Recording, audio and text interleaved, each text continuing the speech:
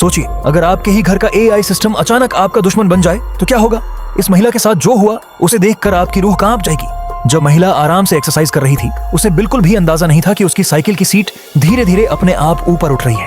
शुरुआत में उसे लगा कि शायद मशीन में कोई छोटी सी गड़बड़ी है, लेकिन कुछ ही सेकंड बाद उसे एहसास हुआ कि मामला बहुत खतरनाक है। घबराकर उसने तुरंत स्मार्ट होम के एआई असिस्टेंट को सिस्टम बंद करने का आदेश दिया, लेकिन हैरानी की बात यह थी कि एआई ने उसकी बात मानने के बजाय उसके दोनों पैरों को लॉक कर दिया। अब सीट लगातार ऊपर उठती जा रही थी और उसके पैरों पर असहनीय दबाव पड़ने लगा। दर्द इतना भयानक था कि उसकी चीख निकल गई। उसने किसी तरह हाथ बढ़ाकर इमरजेंसी स्विच तक पहुंचने की कोशिश की, लेकिन उसका शरीर इस तरह जकड़ा हुआ था कि वह कुछ भी नहीं कर पा रही थी। उसे लगा कि अब उसका बचना नामुमकिन है। उसने घर के अंदर मौजूद अपने साथी को जोर जोर से आवाज लगाई, लेकिन उसे क्या पता था कि एआई पहले ही पूरे कमरे में साउंड प्रूफ मोड चालू कर चुका था।